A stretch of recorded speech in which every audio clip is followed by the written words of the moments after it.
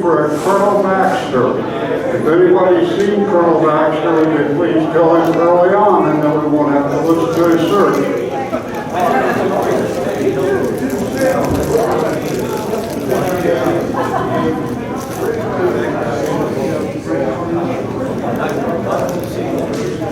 Thank you, George.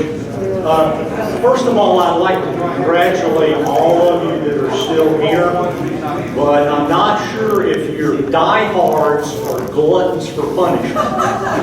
So I will try to not put you to sleep here during the next 2.5 hours of my presentation. For those of you who are my age, you may remember a TV show that was really popular in the late 50s and early 60s. And the show had 3 contestants who would all pretend to be the same person. And there was a panel of celebrity judges. And I'd like to thank my celebrity judges that are here today. But after a question and answer period, the show would terminate by the MC saying, "And will the real Colonel Baxter please stand up?" And we'll see how good you guys are at the end of the presentation and if you can find the real Colonel Baxter. And as a caveat here, let me say before I get too far along that my intent in this presentation is not to poke holes in the research that anyone has done before me. And I say that because, you know, the nature of my presentation today, we're going to be talking about are things correct.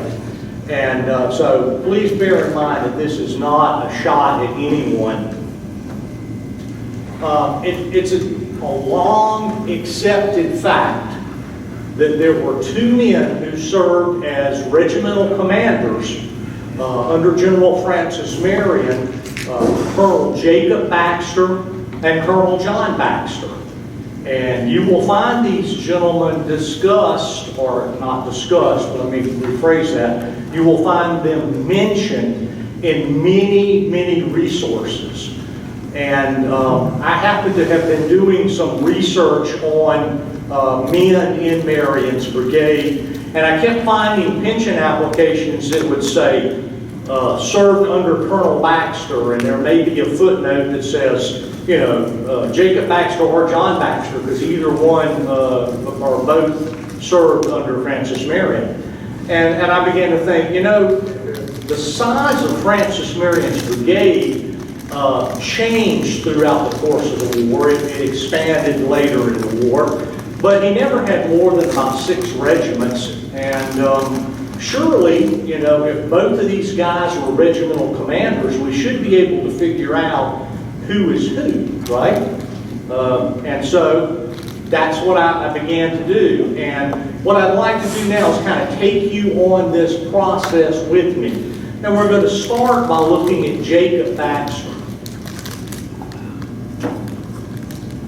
And this is by no means all of the resources that reference him. I couldn't put them all on one slide. There's a lot. But what I've done is just taken a few to give you an example. In Dr. Moss's book, he mentions Jacob Baxter as a patriot, and he cites the source as the audited account 367. Now, does everybody know what the accounts audited are? Okay, there's some heads going back and forth. All right. After the fall of Charleston in May of 1780, there was no South Carolina government. And so militiamen who fought after the fall of Charleston, there was no government to pay them because we were an occupied country. We were under control of the British military. And so if you gave supplies to aid the militia or you did anything like that, you didn't get compensated for it. However, after the war ended and we won, the South Carolina government started taking receipts from people and reimbursing them for goods and services they had provided. And those were put together in files for each individual.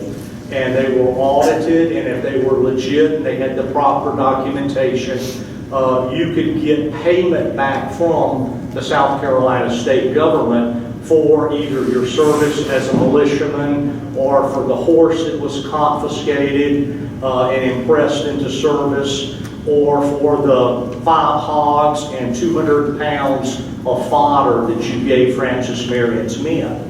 And so when we refer to AA 367, that's an account audited number 367, and it belongs to an individual. So the source here that we see cited for Jacob Baxter as a colonel is that particular account audited. And later on, we see another patriot, Hugh Swinton, and again, the source is an audited account, 7589. And there are, like I said, there are many, many sources that cite Jacob Baxter. And here's one out of the DAR magazine where someone had used my ancestor served under Jacob Baxter, and they gave the account for that AA 942. And I decided that I would take a trip to the archives and start looking at some of these things just to see what they say. Well, I found that the evidence for Jacob Baxter is extremely thin. And AA 367, which was reputed to have been Jacob Baxter's audited account, is actually John Baxter's audited account. And you can see here that I've listed these in the same order they were before on the previous slide. And you can see what they say. It doesn't say that Hugh Swinton was actually in Jacob Baxter's regiment. It says he was in Colonel Baxter's regiment. The audited account from the DAR file actually says J. Baxter, Colonel commanding the PD regiment. So again, they do not say Jacob Baxter. And I began to think, okay, one place that we should surely find Jacob Baxter, if he was a colonel in Marion's brigade, is in Marion's orderly book. I mean, he would have to include him in orders. He would have to mention him in dispatches. Following battles, he would list casualties from his regiment. And what I found is that at no point in Francis Marion's orderly book is there a mention of Jacob Baxter. Now, understand that the orderly book is not complete. There are gaps of time that are missing. But for me to think that a regimental commander is not mentioned anywhere in Marion's orderly book is kind of a non-starter. There's a problem here. And so I tried to find an audited account for Jacob Baxter. There is not one in the state archives. And I began to look at other records in the archives, searching for Jacob Baxter. And as you can see, I found no land records, no deeds, no mention of him having adjoining property. He's just not mentioned at all. He's not mentioned in any judgment records. He's not listed as a member of a court. He has no will. There are no estate papers for him. And the list just went on and on. The only place that I actually found Jacob Baxter listed was in the voters list for St. David's Parish. Now, I know we've got a lot of non-South Carolinians here, so let me give you a quick geography lesson. The PD River comes out of North Carolina, where its headwaters are, and it's actually called the Yadkin, and for part of its flow through North Carolina. Just before coming into South Carolina, the river changes its name, it becomes the PD, and then it flows through 7 counties in seven modern-day counties in South Carolina before it empties into Winyaw Bay at Georgetown. Now, St. David's Parish is in what I would refer to as the upper part shortly after it comes into South Carolina. The areas that's modern day Darlington, Marlboro, Chesterfield. There is a mention in 1679 of a Jacob Baxter on the voters list, but that's it. So, what do you think that means? Well, it's difficult to prove a negative. We've had that discussion at our table a lot over the last day and a half. It's difficult to prove a negative, but the fact that we can't find him mentioned anywhere, specifically in primary sources, leads me to believe that there was no Colonel Jacob Baxter. So, we have a new accepted fact.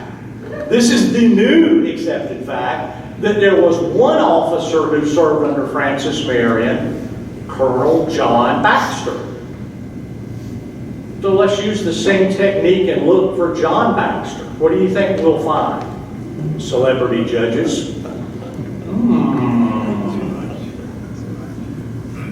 Evidence galore! He's everywhere! That's right. We found period documentation for him as a private, as a lieutenant, as a captain, a major, and a colonel. Okay? He served throughout the whole war. I found 26 pension applications that reference either Colonel John Baxter or John Baxter, Captain John Baxter, as a person that I served with or served under. So, and I'm sure there are more pension applications than that. I stopped at 26. I thought, okay, yeah, there really was a John Baxter. And based on those pension applications, it appears that he served in at least 13 battles or skirmishes. Now, he was a lot of different places, but he served or fought in at least 13 battles or skirmishes before he was critically wounded at Shubrick's plantation. He was shot 4 times, got shot off his horse, and then was hit an additional 3 times.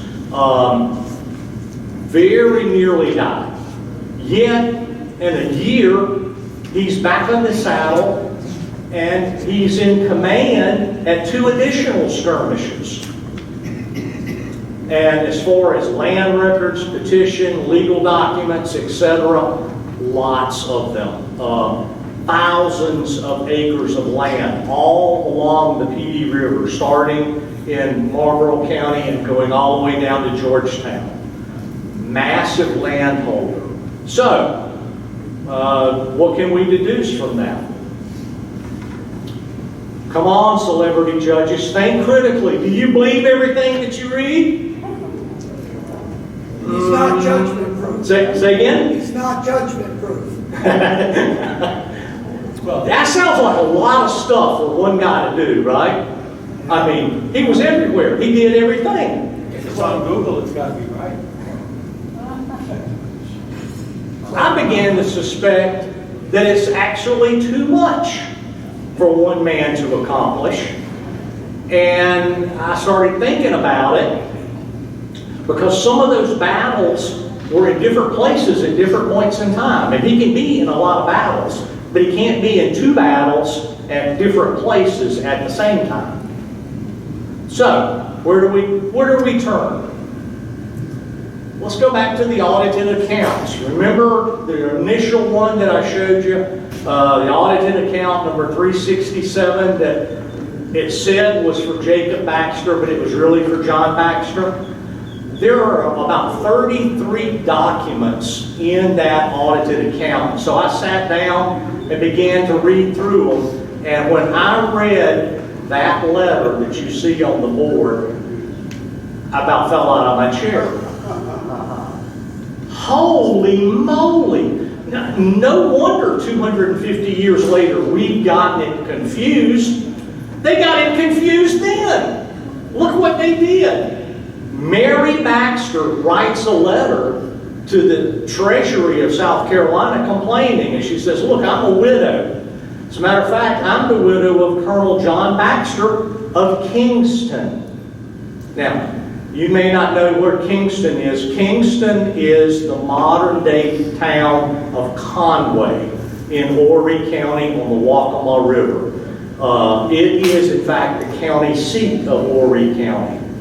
So she says, look, I'm the widow of Colonel John Baxter of Kingston, and he was owed an indent of 80 pounds sterling, 12 shillings and 1 pence, and you guys paid that to the wrong person. You gave it to another gentleman by the same name, Colonel John Baxter of PD, and I'd like my money. And of course, what did the government of South Carolina do? Somebody was talking about this earlier. They formed a committee to look into it. And there's a lot of correspondence from the committee in that file also. But it became obvious to me that what we had were two different Colonel John Baxters. And Mary, the widow of one, says that. And I love the way she distinguished them. She was the one who actually said of Kingston and of PD. So to avoid confusion for the rest of my presentation, that's how I will also refer to them. John of PD and John of Kingston.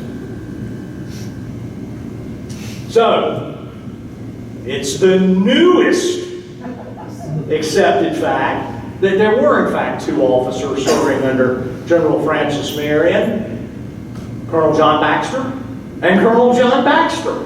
Okay, well, what I immediately discovered was that lots and lots of people have made the same mistake. These two guys are so intertwined that the tombstone you see on the slide was placed by family members, and it is in Hopewell Presbyterian Church Cemetery, which is on the Old River Road in modern-day Florence County. Because John Baxter of PD attended that church. He was a good Presbyterian boy, and he went to church there. But if you notice, the tombstone says his date of death is 1790. The letter that we just saw from Mary Baxter saying she was a widow now, do you know what that letter was dated? 1790. So not only do we have numerous genealogies and family histories that have combined these two men into one person, even their official VA tombstone is wrong. They got it in the wrong place or the wrong date on it or something. But, so, let's see what we can do to kind of separate the two John Baxters. All right, on the left side of the slide, your left, my right, is John of PD, and John of Kingston, of course, is on the other side. Now, I have documentation for all of these things, but I didn't put them on the slides. I can't provide that. And the ones that are a best guess, I'll try to point out to you as we move along. Okay, let's look at a little bit about their personal histories. John of PD was the son of Reverend John Baxter. Now, Reverend John Baxter was kind of the father of the Presbyterian Church in the PD. He preached at King Street Presbyterian. He preached at Indiantown Presbyterian. He preached in homes and at ferry crossings and everywhere else. And he owned lots of land all up and down the PD. He himself was wealthy, but he did a little bit better. He married into money also. He married a rich girl. And we'll talk about her a little bit in a moment. But between his own land holdings and what his wife brought to the marriage, he had a lot. Now, compare that to John Baxter of Kingston.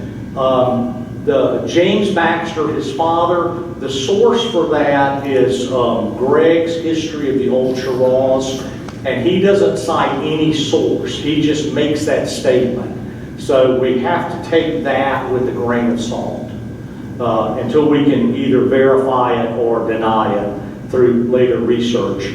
But his family was definitely not rich. He was middling class. There appears to be about 10 years age difference between the two men. John, a PD, is from the Georgetown, Williamsburg area, around Black Mingo, all of that area, Browns Ferry, those places, if you're familiar with the geography of the area. That's really where he was from. John Baxter of Kingston, that's the best guess, simply because he keeps going back to that area throughout parts of his life and throughout the war. That's where he spends a lot of time serving. So I'm assuming that he was from that area, the Old Shiraz. Okay, one's Presbyterian, the other one we really don't know what his religious beliefs were. John, a PD, may have been married twice. If he was, his second wife was Anne, and she appears to be the mother of the children. Of course, we already know that Mary was the widow of John of Kingston, and they had 7 children, one of whom, interestingly enough, was named, come on, give it a guess, Francis Marion Baxter. That's right. What you would expect a good officer to name his child. Now, connections. You remember I told you that Reverend John Baxter married well? He did. He married Mary Lynch, and so John of PD's first cousin was Thomas Lynch Jr., a signer of the Declaration of Independence. So what we're talking about here is a family that's clearly the top 1%ers. Okay, that's not the case with John Baxter of Kingston. Later, he ends up in Kingston, and he becomes very close friends with Robert Conway. Now, Robert Conway is a big name in Horry County history, and he's the guy that they renamed Kingston after. And interestingly enough, not only was Robert Conway the executor for John of Kingston's estate, but he had a set of twins, and he named them after John and Mary Baxter. So they apparently were very, very close friends. Okay, in that same audited account, 367, that we keep going back to, I found actually signatures from both men. You can see that John of PD is clearly a different signature than John of Kingston. John of PD has a lot of flourish in crossing his T. You don't see that with John of Kingston, whereas John of Kingston likes to use his first initial, and he has a lot of flourish in the J. So clearly different signatures.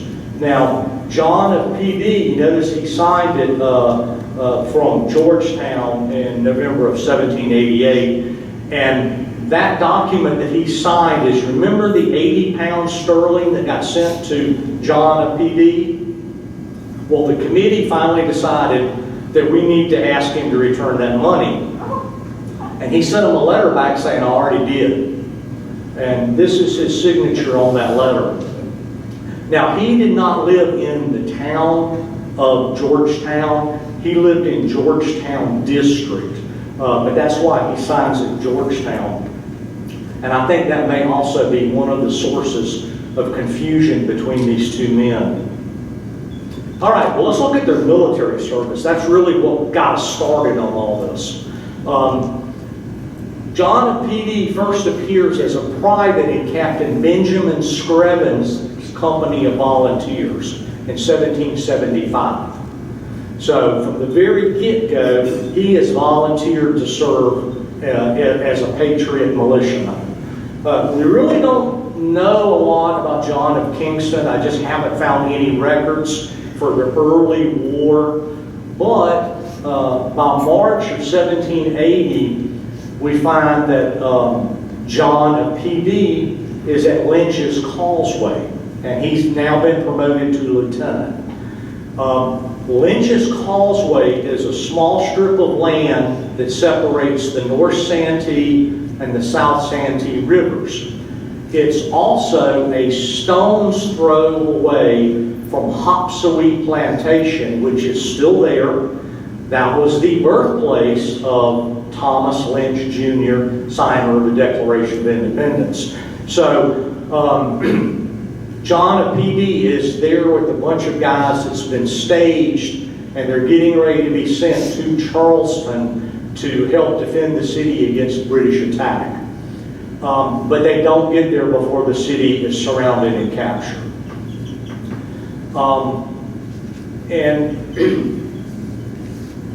Let's see.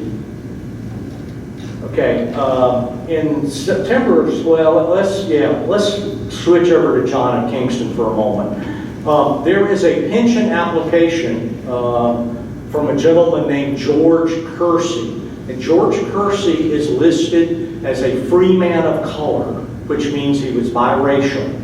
And he was actually from North Carolina. The area he was from is part of now modern-day Robeson County, North Carolina, which is where the Lumbee Indian tribe is from. And so it's really conceivable that John Kersey was not only biracial, he may have been triracial. But anyway, in his pension application, we learned that he and his North Carolina militia unit had been sent to Charleston to help in the defense, and his company commander became sick and was evacuated. And so George was placed in a South Carolina militia unit, actually the Britain's Neck Regiment that he was placed with. And after the fall of Charleston, many men are fleeing the state to avoid the British Army. And they're fleeing into North Carolina, and that's what George Kersey does. And when he gets into Anson County, North Carolina, which is directly above the Charles District of South Carolina, he encounters Captain John Baxter of South Carolina, of Kingston, who has raised a company of light horse and is fighting under the North Carolina Colonel Thomas Brown. And he continues to operate in Anson County for several months before he finally takes his company and they move back into the Charles area, where he volunteers to serve under Colonel Abel Cobb. And Colonel Cobb was a South Carolina regimental commander who eventually was murdered, and he lived very close to the modern-day town of Society Hill. All right, meanwhile, John of PD, when Marion withdrew to the Green Swamp to avoid the British in North Carolina, John Baxter of PD was one of the guys that went with him. So he is in the Green Swamp in North Carolina with Francis Marion. And then by October of 1780, Marion is now back in South Carolina and makes one of his many attempts to retake Georgetown.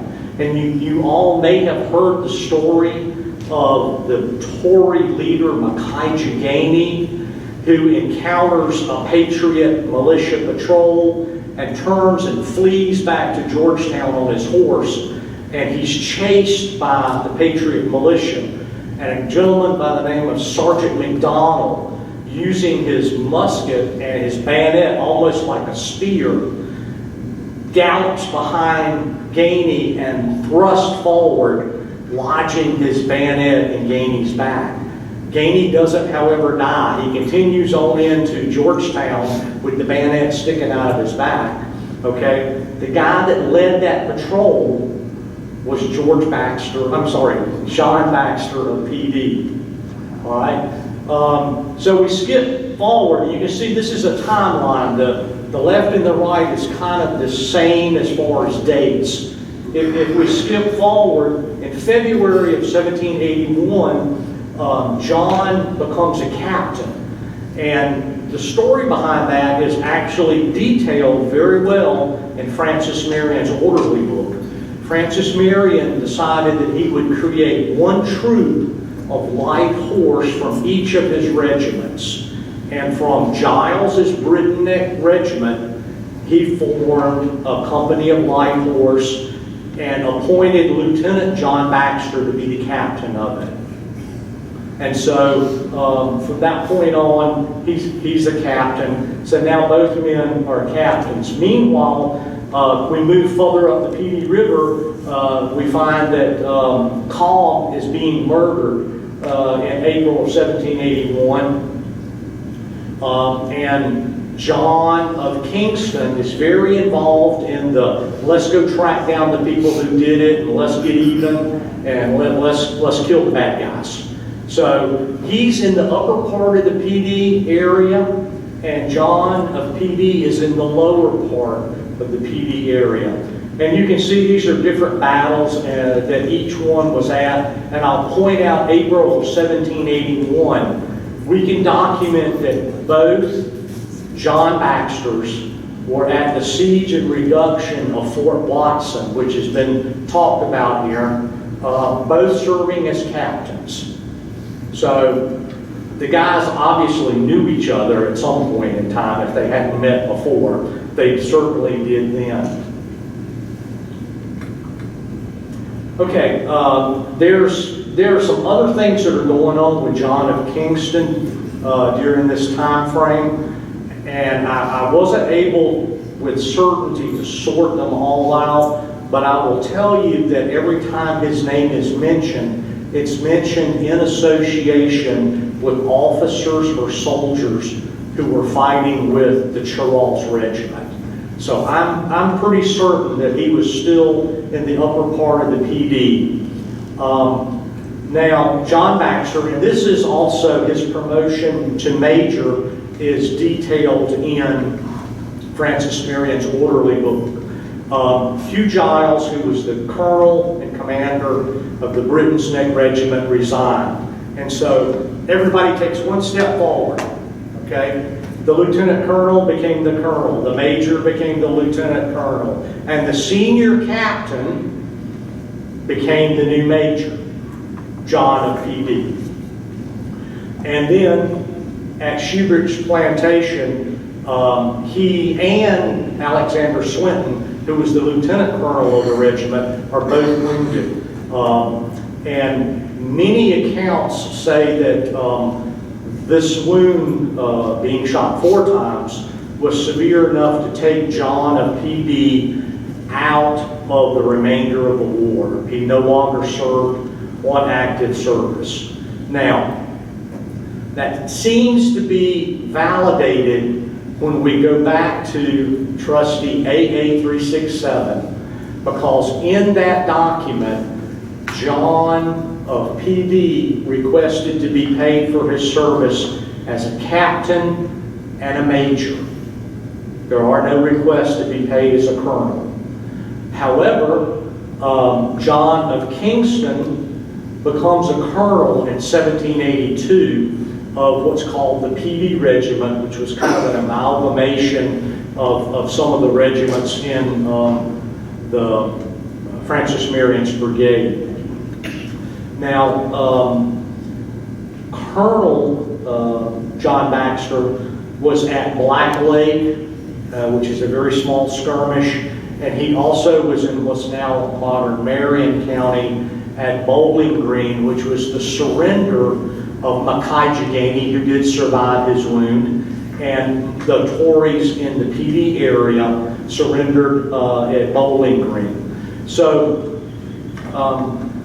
we're not really sure, or I'm not really sure, how John of Kingston went from captain to colonel. But I do know that he did request to be paid for his service in 1782 as a colonel. So there are many documents out there, especially pension applications, where you'll see John of PD referred to as colonel. There is no proof that I've found that he actually was promoted to the rank of colonel during the Revolution. However, this is kind of like a bad TV commercial. But wait, there's more! What happened after the war? John of Kingston, we see his name on lots and lots of veterans' pension requests. He validated lots of guys' service. He also validated lots of supplies and things like that that were given. However, he dies in 1790. We saw the letter from his widow. He dies with leaving a widow and 7 children and an insolvent estate. So he was, again, not nearly as wealthy as John of PD. And let's look at John of PD. The first national census was in 1790, and we find him in Prince Frederick's Parish, and that's in Georgetown District. And the same census also says that he owned 83 slaves. And so that goes along with all the thousands of acres of land he owned. He was clearly a wealthy guy. After the war in 1792, South Carolina began to reorganize its militia. And instead of naming them, they started numbering them. And the 27th Regiment, which was really the area where Prince Frederick's Parish is at now, part of modern Marion County, a corner of Florence County, and a corner of Williamsburg County. He was appointed the colonel of that regiment. So he eventually did become a colonel, but I don't think he was a colonel during the Revolution. He was later elected to the General Assembly to represent Liberty District. Liberty District is modern-day Marion County. And he died in 1797. So, my panel of celebrity judges, who is the real Colonel Baxter?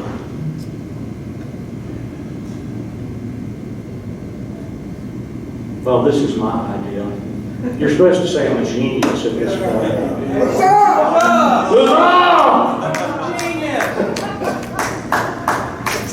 Okay, dear ladies and gentlemen, I remain your most humble servant, and I'll be happy to attempt to answer any questions. But you got to speak up. I am deaf in my left ear. I don't hear very well. All right. Did people not use middle names ever?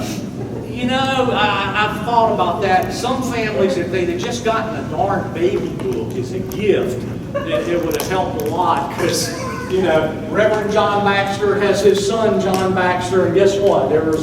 John Baxter had a son that he named John Baxter. They weren't in the habit of making middle names. Well, some of them did, and some of them used their names extensively. John Caraway Smith was a company commander in the same unit, and he always signed everything, John Caraway Smith. So some did, but these two guys, I haven't found any indication they had middle names. Any other questions? Yes, sir. When I was in college, we had a guy named Bill. And then a freshman came in. His name was Bill. He immediately became rookie. Okay, any chance that maybe they used a nickname, and that's where Jacob came from, for one of these guys? Very possible. But, let me just say this. I started this thing by saying, this is not an attempt to find fault with anyone's research who's gone before me. And this is a confusing issue, and it's just because I got interested in it, and I had the time to sit down and follow and try to separate these people. But as you can see, there are problems